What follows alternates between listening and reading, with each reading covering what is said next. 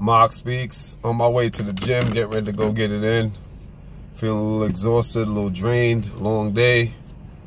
A lot of, life issues. But I want to talk about, speaking of life issues, being able to perform under pressure. Being able to keep your cool under pressure. In the book of, I believe it's Ecclesiastes in the Bible, it says that a man that cannot control his own spirit is like a city with no walls. Again, a man who cannot, control his own spirit is like a city with no walls. Think about that. What that scripture is telling you is that your ability to control your emotions, your actions, or your ability to not act when everything around you, your environment, your surroundings is stimulating you to act. Your ability to not act when it's natural to act is your defense mechanism. It is the wall that surrounds, like a wall that surrounds a castle. It is the wall that surrounds your castle. And that wall is your protection. It's your fortification. It is like a bulwark. It is a strong defense. It is a rampart. You know, where the military, they have a rampart. They go under that, where they can defend themselves. So your ability to control yourself is your defense. And it's important to understand that the world will always try to get a reaction out of you. That's how the world is designed. Don't ask me why it's set up that way. If you're going to play a board game, you study the rules of the game and play according to the rules. You don't ask why was this game designed this way. You don't ask why Mattel, why did they make this board game with these rules the way the rules are made. That's not your job. Your job is to study the rules and then learn how to play the game. So in the world, the way this world is set up, people will always try to get a reaction out of you. They will always do things. People are considered inducers. In biology, when you study microbiology, they have things in the environment that's called growth factors or inducers. And inducers are anything that triggers a reaction in a organism or in a microorganism. The inducers are the things that triggers the reaction, the growth, the development of the organism. So in life, you have people who are considered inducers, and they will do every and anything to get a reaction out of you. And most, not all the time, but most often, that reaction they're trying to get out of you is a negative reaction. And then when they get the reaction, it's a twofold trap. Because one, they get you to react.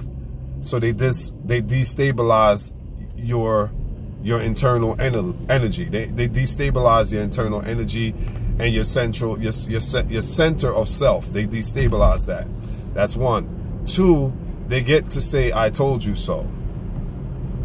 This is psychological warfare, y'all. I'm telling y'all about the psychology. That's the way, that's their psychological further psychological attacks on you. First, they get a reaction out of you. 9 out of 10 times it's a negative reaction.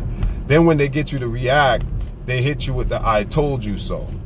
You know what I'm saying? They hit you with the I told you so, or they hit your reputation, meaning in the eyes of others, they can now define your reputation. So now they're defining you to others based off your reaction that they stimulated or precipitated. So it's a double-edged sword. It's a very, tactful and skillful and artful way to destroy your reputation, your character, and to, hit you with the I told you so. I knew he was this. I knew he was that. See what I told y'all about him. See, I told y'all, look, see, it was too good to be true. You know what I'm saying? I'm sure you guys have heard this before. So always self-regulate. I believe in self-regulation. Don't let others regulate you. Regulate yourself. Because in the end, you have to write your own story. You can't let someone write it for you. And you have to define yourself. You can't let others define you for you. And the number one way to do that is sometimes the best mode or the best route of action is inaction. Sometimes your best action is no action. I talked about the less you say, the more you say. Well, sometimes the less you act, the more you act. Sometimes the best course of action is no action. And that's power, people. That's real power. Because it is natural to react. It is natural to want to get revenge. It's natural to want to tear somebody's head off. It's natural to want to go get your gun and shoot somebody. All these things are natural reactions when temperatures are risen and people's, you know, internal energy is boiling. These are all natural reactions.